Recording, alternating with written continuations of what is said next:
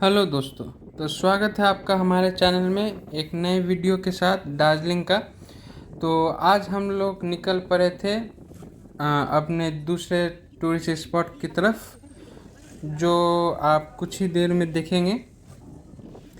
ये समझ सकते हैं कि एक one of the most famous tourist spot पड़ेगा आपका, अगर आप दार्जिलिंग जाते हैं तो। इसको कहते हैं गोपालधारा टी स्टेट। जो आपको पता ही होगा, दार्जिलिंग टी के लिए फेमस है, टी गार्डन्स के लिए फेमस है। तो उसी में गोपालधारा टी स्टेट जो है, one of the most biggest T state आपको देखने को मिल जाएगा दार्जिलिंग में।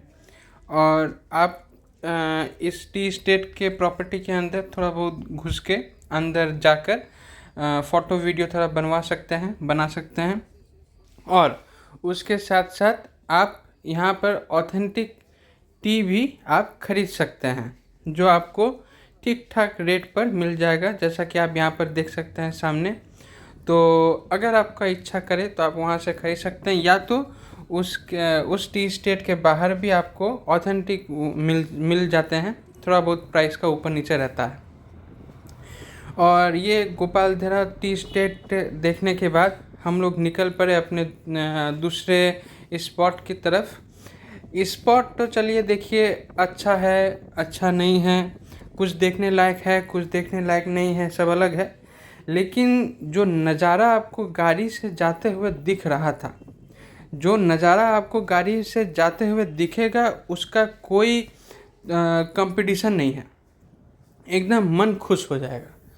तो उसके बाद हम लोग आ गए अपने दूसरे टूरिस्ट स्पॉट की तरफ। जैसा कि हमने आपको बताया था, आपको अगर याद भी होगा, तो दार्जिलिंग आपका नेपाल से बहुत सामने पड़ता है, एकदम बगल ही में पड़ता है। तो उसी में ऑप्शन रहता है, अगर आप चाहें तो नेपाल के अंदर घुसकर वहाँ के लोकल मार्केट को एक्सप्लोर कर सकते हैं। और वहीं से थोड़ा दूर में एक टेम्पल भी पड़ता है, आप उसको भी देख सकते हैं। तो आपके ऊपर डिपेंड करता है कि अगर आप जाना चाहे तो जा सकते हैं। और बहुत से लोग तो ऐसे भी होते हैं जो वहीं से, जो बॉर्डर का इलाका आपको दिखा है, वहाँ से नेपाल के अंदर तक जाते हैं, अंदर इन द सेंस काठमांडू तक जाते हैं, और नेपाल टूर भी एक ही साथ कर लेते हैं दार्जिलिंग के साथ। तो डिपेंड करता है कि आपका बजट क्या है, आप कितने दिनों के लिए घूमने आए हैं, आपका मन है कि नहीं है, सब कुछ डिपेंड करता है। तो ऐसा भी ऑप्शन रहता है, आप उस हिसाब से अपने, अगर किसी तरीके के एजेंसी से बात किए हैं, टूर एजेंसी से, तो उस तरीके से भी अपना प्लान बनवा सकते हैं, या तो खुद भी बना सकते हैं। सब तरीके के ऑप्शंस आपको वहाँ पर मिल जाएंगे।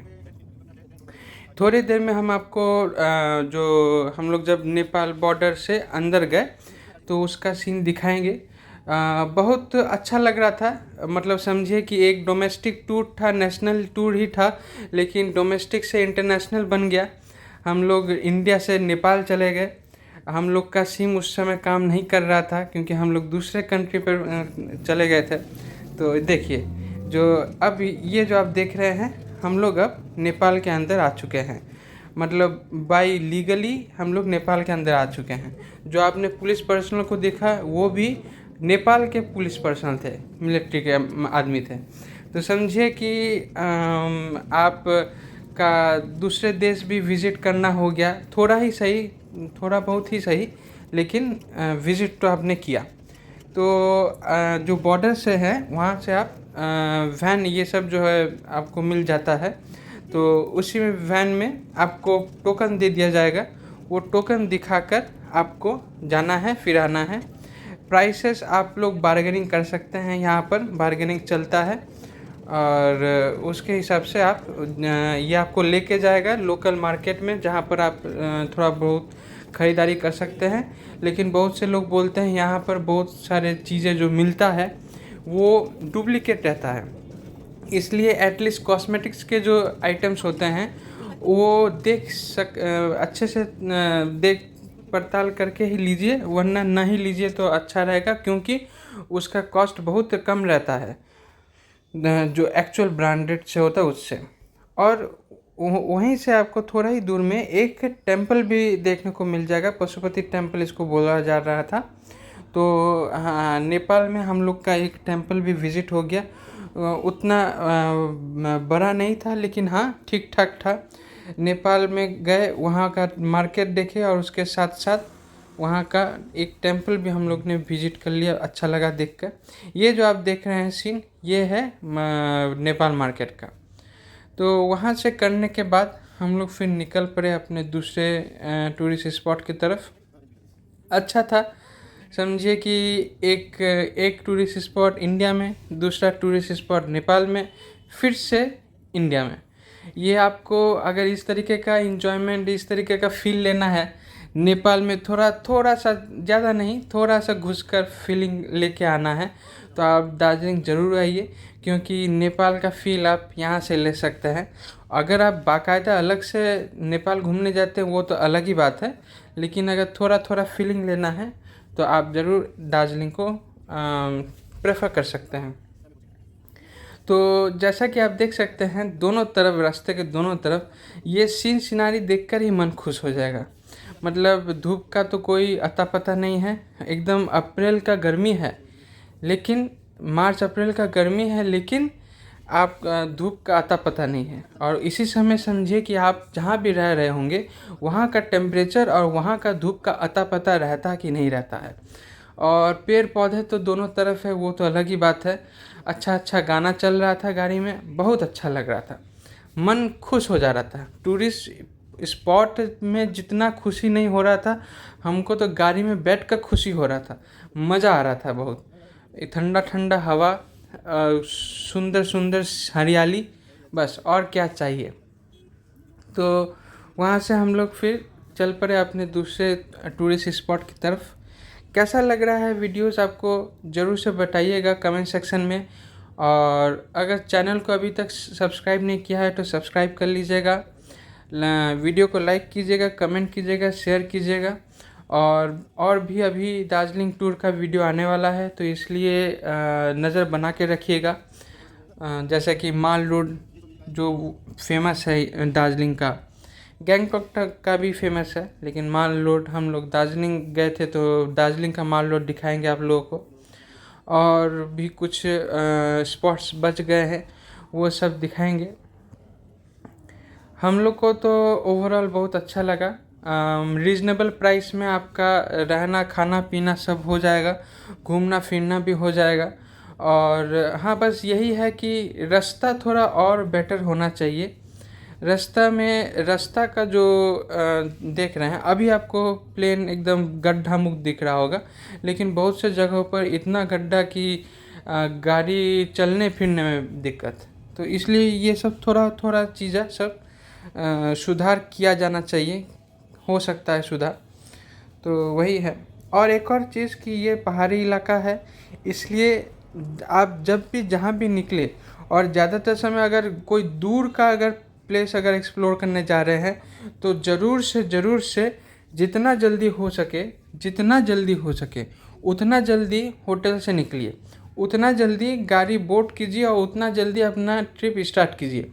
क्योंकि यहाँ पर जैसा रात होता है, तो वैसे ही देखिए, अभी सुबह में ही सुनसान है, एक दो गाड़ी कभी आ रहा है, दिख रहा है तो दिख रहा है, नहीं तो नहीं दिख रहा है। तो रात के समय में एकदम सुनसान हो जाता है, कहीं पर स्ट्रीट लाइट का अता पता नहीं है, चारों तरफ जंगल टाइप का है, पेड़ पौधा है। और अगर आपका किस्मत ख़राब रहा, अगर मौसम भी बिगड़ गया, तो आपका लेने का देना पड़ जाएगा। इसलिए अगर दूर का अगर कहीं जा रहे हैं, तो ज़रूर से जितना जल्दी हो सके होटल से निकलिए और अपने पॉइंट की तरफ निकलिए, और जल्दी से घूम फिर के वापस आने के लिए निकल जाइए। दार्जिलिंग शहर में अपने आप बहुत जगह पर घूम सकते हैं, टाइम स्पेंड कर सकते हैं। जैसे कि माल रोड है, आप जो दूर का है उसको ज़रूर से जल्दी से कवर करके आ जाइए। हम लोग ये एक पॉइंट पर जा रहे थे, जाके वापस लौट रहे थे, यहीं वाला जो हम अभी दिखाएंगे नेक्स्ट। तो वहाँ से जब लौट रहे थे तो थोड़ा रात हो गया था, रात नहीं बोलेंगे, शाम हो गया था। तो समझे कि शाम 7 साढ़े 7 बजे तक ही पूरा अंधकार चारों तरफ अंधकार ही अंधकार, कोई गाड़ी नहीं दिख रहा है। स्ट्रीट लाइट का तो देख ही रहे हैं, एक भी स्ट्रीट लाइट नहीं है। शायद भगवान नहीं, गाड़ी के लाइट्स के भरोसे चलेगा सब गाड़ी, तो ये सब दिक्कत रहता है। तो समझिए कि अगर थोड़ा रात हो गया तो फिर क्या ही होगा। तो चलिए, इसके बाद हम लोग जो जा रहे थे ये था लेपचा जगत। लेपचा जगत भी आपका मतलब समझिए कि मनोरम दृश्य आपको देखने को मिलेगा, देखकर मन खुश हो जाएगा। यहाँ पर आपको लंबे लंबे पाइन ट्रीज, मतलब इन ट्रीज को देखकर आपको ऐसा लगेगा कि आप कितने बौने हैं, ऐसा फील आएगा कि आप बौने हो चुके हैं। इस टाइप का भी फील आपको आ सकता है और आप अपने रील्स, अपने शॉर्ट्स में इस तरीके का फीलिंग भी ला सकते हैं। उसके साथ साथ आप यहाँ पर समझिए कि तरह तरह के कंसेप्ट के ऊपर रील बना सकते हैं, जैसे कि समझिए कि गुमनाम है कोई, परेशान है कोई, इस तरीके का भी रील आप बना सकते हैं। मतलब समझिए कि यहाँ पर आपको आके छोड़ देगा। यहाँ पर एंट्री टिकट रहता है, लेकिन हम लोग जिस समय गए थे उस समय तकरीबन ख़त्म था। सब टूरिस्ट जो थे, गिने चुने जो आए थे, वो सब निकल चुके थे और तकरीबन बंद होने का समय चल पड़ा था, इसलिए टिकट भी ख़त्म हुआ, मतलब टिकट भी नहीं ले रहा था सब। तो समझिए कि एकदम जंगल है, पूरा पाइन ट्रीज का पूरा जंगल। आप जहाँ तक अंदर जाना चाहे जा सकते हैं, लेकिन आप खुद ही नहीं जाइएगा क्योंकि पूरा कुहासा है, आप देख सकते हैं, और वहाँ पर जंगली जानवरों का भी खतरा है। तो इसलिए सामने में ही रहिए, आराम से घूमिए फिरिए, देखिए।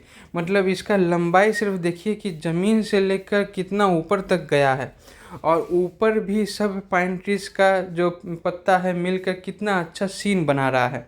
एकदम देखिए कुहासा पूरा होते जा रहा है, जैसे जैसे आपका शाम हो रहा है वैसे वैसे कुहासा भी बढ़ते जा रहा था। तो और उसके बाद ठंडा जो था वो तो एकदम मन खुश कर देने वाला था। तो अलग ही तरीके का फीलिंग आ रहा था, बहुत मज़ा आ रहा था। हम लोगों को तो वहाँ से जाने का मन ही नहीं कर रहा था, लग रहा था कि यहीं पर अगर कोई अच्छा सा ठिकाना मिल जाए तो यहीं पर रुक जाए, पर लौटना तो पड़ेगा ही। ऐसे जगहों को सुबह में घूमने में मज़ा आता है, लेकिन जैसे जैसे शाम और रात होता है यही सब जगह डरावना और ख़तरनाक बन जाता है। इसलिए अपने खुशी को इस बार के लिए इतना तक ही हम लोग छोड़कर फिर चलते बने। लेकिन चलने से पहले बहुत सारे हम लोगों ने रील बनाया, बहुत मज़ा आया उसमें, हम लोगों को अच्छा खासा कमेंट भी मिला, बहुत खुशी मिला। अगर आप लोग आते हैं दार्जिलिंग टूर पे तो लेपचा जगत एकदम भी विज़िट करना मत भूलिएगा। इन केस अगर टाइम कम बेसी होता है तो किसी दूसरे पॉइंट पर टाइम कम बेसी कीजिएगा, जैसे कि नेपाल वाला था, लेकिन लेपचा जगह नहीं छोड़ना है। अब आप अपने आप को और अपने ड्राइवर को भी समझा दीजिएगा लेपचा जगह विज़िट करना है, जाना है। तो ठीक है, अच्छा था, बहुत अच्छा लगा। और भी अगर कुछ लोग रहते तो ज़्यादा शायद अच्छा लगता, क्योंकि अकेले अकेले उतना मज़ा नहीं आता। ठीक है, जैसा भी है। उसके बाद हम लोग निकल पड़े। यही हम लोग का इस दिन के लिए आखिरी स्पॉट था, क्योंकि आप समझ रहे हैं कि शाम हो चला था और दार्जिलिंग वापस लौटते लौटते ही हम लोग का शाम एकदम अंधकार हो चुका था। इसलिए और कोई पॉइंट बचा भी नहीं था और कोई पॉइंट अब जाने का कोई फ़ायदा भी नहीं था। तो यही लास्ट पॉइंट हम लोग करके फिर निकल पड़े अपने घर की ओर दार्जिलिंग में। तो यहाँ का सीन जितना देख रहे थे देखे ही जा रहे थे, मतलब मन ही नहीं भर रहा था। यही आप लोग को दिखा रहे, देखिए क्या सुंदर सुंदर सीन मतलब देखने को मिल रहा था। उसके बाद देखिए निकल गए हम लोग। देखिए गाड़ी का लाइट अब चालू हो चुका है, दोनों तरफ एकदम पूरा अब कुहासा हो जा रहा है। मतलब समझिए कि और अगर थोड़ा लेट होता तो कुहासा इतना हो जाता कि अंधकार तो छोड़िए, अंधेरा तो छोड़िए, आपको कुहासा के वजह से जाने आने में दिक्कत और डर लगेगा, क्योंकि पता नहीं कि कौन सा गाड़ी किस दिशा से आ जाए, या तो और कोई जंगली जानवर ना आ जाए अगल बगल के पेड़ पौधों से। जो भी हो, हम लोग पहुंच गए दार्जिलिंग ठीक ठाक, कोई दिक्कत नहीं हुआ। लेकिन जब भी आप जाएं दूर के जगहों पर, जल्दी से जल्दी निकलिए और जल्दी से जल्दी वापस लौट आइए। ये की मंत्र है, रख लीजिए। चलिए इस वीडियो को यहीं तक रखते हैं, फिर दूसरे वीडियो में मिलेंगे और दिखाएंगे कहाँ कहाँ जाने लायक है, कहाँ कहाँ हम लोग गए थे। तब तक के लिए चैनल को सब्सक्राइब कर लीजिए और धन्यवाद।